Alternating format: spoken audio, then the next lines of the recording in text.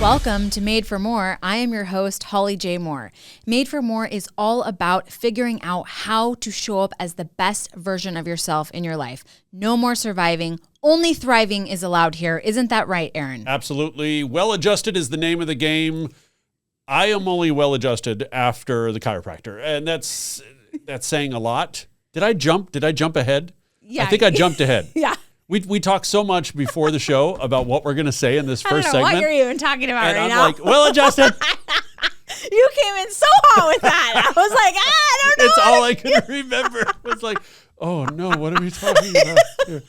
That's okay. No, we're going to talk about the thing on my face. Yes. Oh yeah. Oh, the well-adjusted thing on your face. That's right. No, what is that though? What is that? What is what? The thing on your face. I don't know. I thought it was maybe cancer, and then I went to the doctor, What? and they said, Holly. no. All right, hold on. We got to. I'm not allowed to smile when you say cancer. Oh, yes. Yes. No. What happened?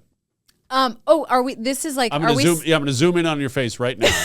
Okay. Well, so are we like rolling? We're Yes, recording we're this. rolling. This This is is like all- part this- of it all. yes, oh all my of it. gosh. Okay. All of it. We're a mess. It's probably some emotional trauma buried deep inside of us. But so, we're going to be talking to Craig about, because he does this thing called backwards counseling. Okay. And it's like, I kind of look at it as like the mind-body connection. So like if you're sick, one of the examples he talks about is like a face diagram. And it's like, okay, let's say you're having a breakout on your cheek. Well, like your cheek is connected to your liver, and your liver Your cheekbone's connected to your liver bone. Yeah. Your liver bone's connected to your abandonment. Your Right, abandonment's yes. connected to your daddy. Exactly. And then like the liver could be like, if you have an issue with your liver, it's like an abandonment wound or something Yeah. like that. So, before I was like saying like, oh, I have this thing on my face.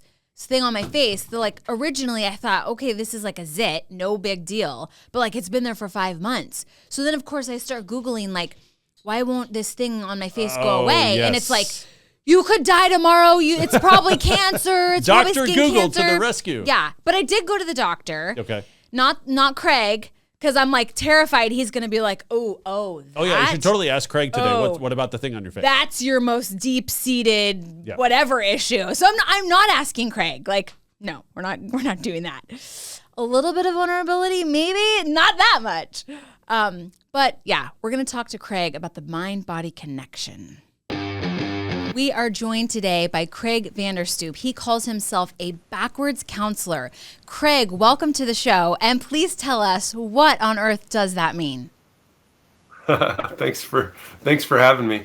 Yeah, I call it backwards counseling because usually when people come in, they think they know what they want to talk about, and but what I listen for first is what's going on in the physical body, because that usually tells a much deeper story than what people are aware of, and so we get to dive deeper, but that means we start where people don't expect, and so that's why I call it backwards counseling. Okay. Yeah. So it sounds like you believe that there is like a strong mind-body connection. Would that be accurate to say?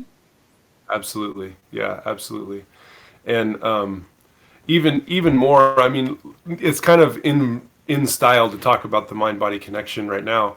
When we talk about kind of wellness, but we don't realize how much the things that go on in our body tell us actually what's going on. Like I actually think it's designed that way, that our bodies are trying to tell us the story of what we need to work on emotionally, mentally. And that's why I think that's why we get sick, actually. And so, when we have a wrist thing like I have right now, then we got to pay close attention, because it's telling us that we're not doing things we should be doing, right? So the wrist, yeah. The way it works is it's kind of logical, actually. The wrist, so this is where our strength is, and this is where what we do happens, and the wrist is the connection between the two. So if your wrist is hurting, then you're not doing things you know you should be doing, or you're not doing things you have the strength to do. And Okay. and so Craig, what are you not doing that you should be doing right now? oh gosh. The list might be longer than we want to get into, actually. I didn't mean to put you on the spot. Well, that's like, Yes, you did. but in segment 1, I was talking about I have this thing on my face, and I'm all, but I'm not going to ask Craig what it is because I don't want him to like reveal my deepest, darkest wounds or whatever. Yeah. Yeah. Oh man. Okay, so Yeah. so how did you like start down this path? Yeah, I actually had cancer, and I was working construction. I did cabinet work for about 18 years, and I had cancer, and so we signed up for a treatment program and we went to Mexico for treatment. And I didn't know that counseling was part of the deal. So I was just, I had a list of appointments I was supposed to go to, and so I was going to all these appointments, and I walked in unwittingly to a counseling appointment and sat down. And to be honest, I probably would have refused. I felt like I'm doing pretty good. I'm well-adjusted, happy person. And Yeah. and she blew my mind because she was able to read my soul because of what my disease was doing. Wow. I walked in, and she started asking me kind of the first question that I would answer by talking about something related to cancer. And so I started by talking about my mom because she had the exact same kind of cancer I did. And she said, "I don't want to talk about that. We'll talk about that later." I was like, "What?" Okay. And she said, "You need to tell me what you've never said to your father." And Ooh. that's a really specific question, right? And so the reason for the question was that I had lymphoma on the right side of my neck. So the right side of the body is usually related to things that either the male relationships in our life, or kind of the male aspect of who we are, sort of the outgoing aspect of who we are. And because the disease speaks of devaluation, and it was in my neck, literally choking me. She said, "What is it? What have you never been able to speak? What's never been able to come out?" She said, "I'm betting you've not told your dad a lot of things." And so that she cut right through to the heart of actually a much deeper issue, because it wasn't just about my dad. She asked the question because it was on the right side, and she was right, but it was actually a lot deeper than that too. I needed to learn to tell the truth, speak my mind, and those kinds of things. And because I was feeling devalued, and that contributed to my disease. And because of what the disease did and where it grew, she was able to ask me that very pointed, very life-changing question. And so I walked out of there thinking two things. Firstly, got to start talking more. And Yeah. secondly, I gotta go back to school because I have to be able to ask questions like this. Really? Like, was it almost instantaneous where you're like, oh my gosh, like I want to do this kind of work, or I at least want to learn about how she's doing what she's doing? Yeah, I was so fascinated by the idea that you could know what was going on at a deeper level in someone's life by knowing what's going on in their body, Yeah. or Right. by paying attention to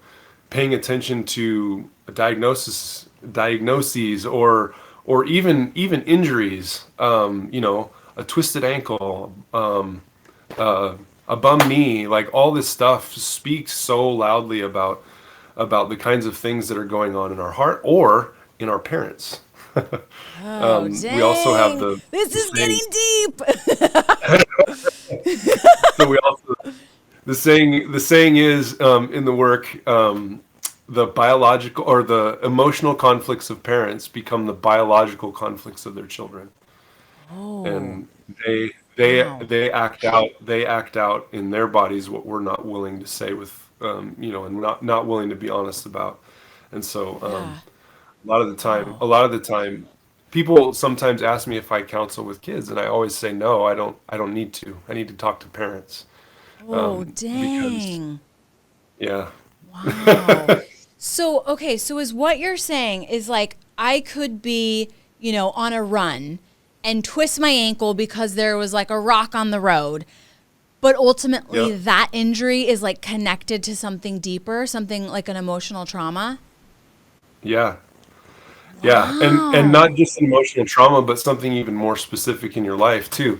Like for example, ankle is usually about decisions. So if you're making a big decision in your life, and when we get injuries, usually that's because the decision's already been made or the change has already been made. So, Mm, for example, I had a client who was deciding whether or not she wanted to divorce her husband, and she didn't know that she'd already decided yet, but she fell off her horse and broke her ankle. And when I talked to her, I said, "So are you going to divorce your husband?" And she was like, "What?" And I said, "You've made the decision, haven't you? It's over, isn't it?" oh, And she said, "Oh my dang. gosh, yeah, like you're right. It is. I have decided that." She didn't even really know she decided, Right. but Yeah. the struggle, and especially when something breaks, it literally for her it was a breaking of something, and so Right. all of those things and every aspect of it kind of comes in, but it becomes very easy to ask really good questions, and that's where it's at. Yes. Wow. So I know, whenever we have a guest on, and if they have like a large presence on social media and they're creating content, which I know you do with your wife Jen, you guys Hmm. have a couple of things going on. But one of the things you do talk about on the Instagram account is your work, this counseling work that you do. And Yeah. I know through sort of like combing through that content, you talked about like looking at patterns of events in people's lives and kind of like, Yeah. you know, kind of like doing an analysis of the patterns and talking about, why certain things continue to show up. Can you talk a little bit about that? Yeah, that part is actually really amazing. And to be honest, it was the part that I struggled with the most because it seems like it's too mathematical to be true. And Okay. so the way that we begin finding those kinds of patterns is by putting life on a really specific timeline. And the first phase is from birth until whenever you're completely independent of your biological parents. So for a lot of people, that's like when they graduate from college, or maybe when they're leaving for college or getting married, or for some people, it's when they're very young because they go and live with a grandparent or are adopted or something like that. So it's Yeah. whatever the date is that you're completely independent of your parents, that amount of time is phase one. And then the next phase of life is phase two.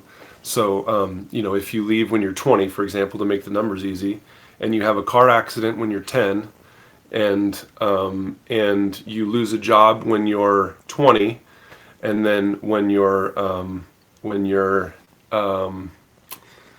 30, you get a knee injury because you're struggling again at work with a submission, and the car accident seems funny until you realize that it forced you to stay. You were in a wheelchair and you couldn't move around, and so you were forced to submit to wherever everybody else wanted to take you. And so Oh. when you're 30, you have a knee injury, and so when uh, when you put all those things in context, though, and a car accident's not like, it can be a life shaping event, but when it's things that are really life shaping, like maybe it's abuse, or maybe it's parents getting divorced when you're young, or maybe it's your divorce, or maybe it's some other huge life shaping event. When those traumatic events get on a timeline, it's amazing to watch people go, "Oh my gosh!" Like, Huh. I didn't know that that was still affecting me, or I didn't know that it could be in my life still this way. I don't Right. actually want it to be that way. And now all of a sudden I have the motivation to make some changes that I wasn't willing to make. It's amazing to watch, like, the inner resistance to making changes melt away when we put everything in the context of, you're on a 10-year cycle. Like, let's make Oh. this cycle, let's stop this cycle. And Yeah. So it's amazing to watch that happen. is it just the timing of the event that reveals something deeper, or what is it about putting the events like on the timeline? Sure. The timeline, when you set it up, it becomes a chart. And so I use the number 20 because the math is easy. Yeah. And 20, right? 10 and 30 are going to be right Yeah. across the chart from each other.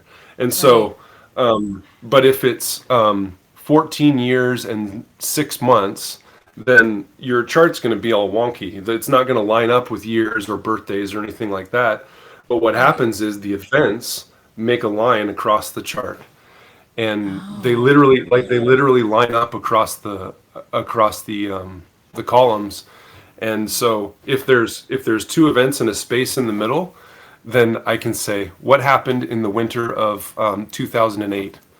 And that they're you're like, not remembering. Yeah. yeah. And or Oh, they say, I had one person where I asked that question and she said, oh, I can't talk about that.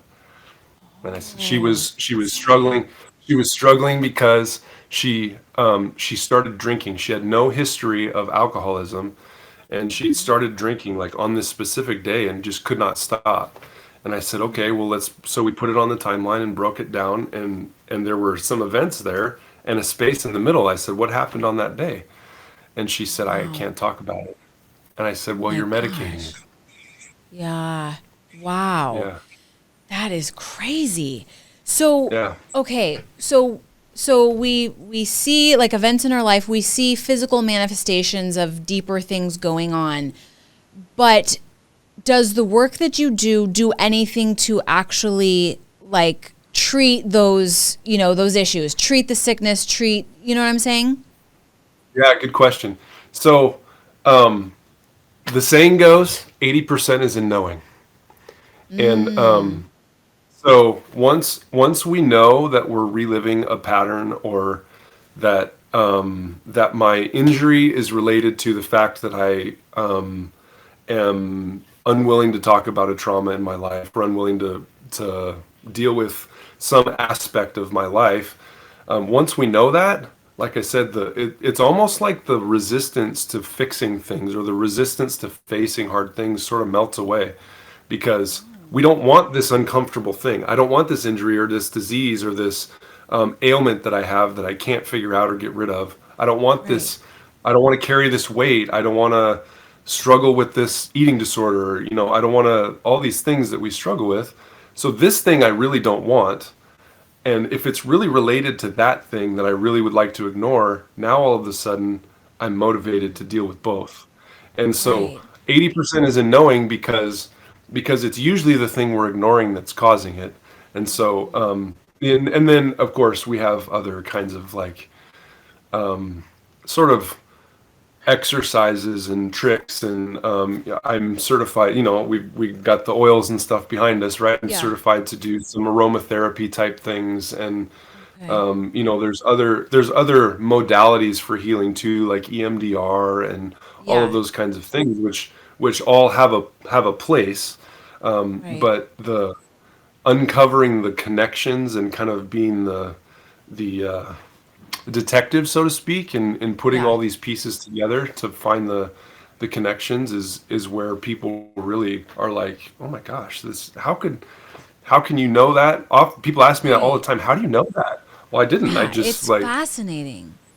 yeah, Wow. yeah. So So, my next question, but maybe you answered it, but I'm going to ask it anyway, just for purposes of clarification. So, like, now we've uncovered emotional traumas. How do you then process through them? Is that going back to sure. like the different modalities? Some of it is going back to different modalities, and some of it is also, honestly, whenever I start with somebody, I always say, I will never be the key here. I'm never going to say anything that's going to change your life. Everything is already inside of you. Yeah. Every ability to heal is inside of you. We're just going to discover some things about you that are going to open that up. And so, Right. right at the beginning, I think that therapy in general, and the modalities that people depend on, that's not actually the thing that does the healing ever. It's always internal to people, and it's we Okay. we we can work on some of the physical things that go on in the brain, and we can but really our bodies are actually designed very well. They're designed to heal, and Yeah. that goes for our emotions too. It's just that when we relive the same thing over and over and over again without knowing it really, Yeah. then we keep perpetuating the same problem. But if all of a Right. sudden we know that we're reliving the same thing over and over again, then we start making different choices. And the minute we make different choices, we start to heal. And so Right. I yes, there's always modalities and understanding like why the brain does things and why but I think that what really begins to happen and what really makes the difference when we start talking is that when we understand what we're compelled to do, automatically, like when I understand it's my automatic response to be upset about a certain thing, then I can choose whether or not I'm going to be upset about it. Like then I can Yeah. choose if that's right. But if I don't recognize that I'm compelled to be angry about a specific circumstance or compelled to be sad when I'm confronted with you know, a loss or compelled, like when we don't understand why we're compelled, then we can't make good choices. And as soon Right. as we begin to understand why we're compelled to do certain things and to act in a certain way, to choose a certain spouse, to do Yeah. all of these things, then we can say, okay, I understand like my background is now wisdom, not so much trauma. And Right. so now I know because I'm compelled from my past to make this choice, let's decide if it's the right thing for me or not. I think it is in this situation, or I think it's, or not. But we get Yeah. freedom. We get freedom when we have some understanding of the past and some ability to recognize when we're compelled to act a certain way. And Yeah. so honestly, I depend a lot on that. And I tell people that at the beginning because I really think that when we depend on modalities, they don't do their job very well. Okay. So I saw something yesterday. Actually, it was from a former guest that we've had on the show. He posted it and it like blew my mind. Frank Ortega, divorce recovery coach that we've had on the show before, he posted Sure. this thing that said, we only scientifically can experience an emotion for 90 seconds. And if we're Yeah. experiencing it longer than that, it's really just our mind like making the choice to replay it. And I think that's like Yep. very much what you're saying, right? Absolutely. I love telling people who struggle with anxiety that because Yeah. the truth is if you know that this is going to be over in 90 seconds, something is going to change, right? It's either going to be Right. like a thought that's going to change or some physical sensation in my body is going to change. I've only got 90 seconds before something has to change. What's the Right. change? Like how Yeah. does it change? And that's one of my favorite things actually Yeah. about the way that emotions work is that if we're Right. experiencing something uncomfortable, it's going to change in 90 seconds. And I can Yeah. survive almost anything for 90 seconds. Exactly. Yeah. And it's like if it goes on past that, that's on me. Like that's just my own fault that I'm like allowing it to go on. I mean, I think it's so empowering to know that for sure. Yeah. Yeah. So I saw you said something on Instagram that said if you think you're well adjusted, you're probably just naive. So so like do all of us have, because I'm thinking as I'm like looking through your content, me being clearly naive, Yeah. I'm like I'm pretty good. Like I'm very healthy. I don't have any injuries except this one bump on my face. Like I'm good. And Yeah. then I saw that I was like, "Oh shoot, I'm just naive." So It's like like, do we it's, all have this stuff going on? I mean, I'm sure we do. Like we all have it, right? yeah, we do. And the truth is some of us are doing pretty good. Okay. But we could all do better. Yeah. And Yeah. and I think that one of the things that is our culture in general is so preoccupied with comfort that Yes. we often mistake comfort for well-being. And Mm. I think that a lot of people who think that they're doing well are actually not coping that well with a lot of things because they're comfortable in their life. And so Okay. but it's not necessarily going to show up for them until later in life.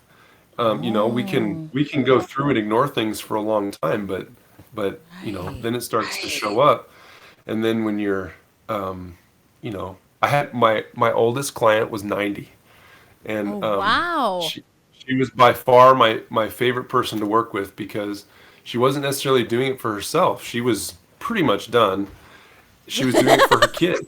right? She was Right. doing it for, she Yes. wanted to pass, she wanted to pass to her children as small a burden as possible.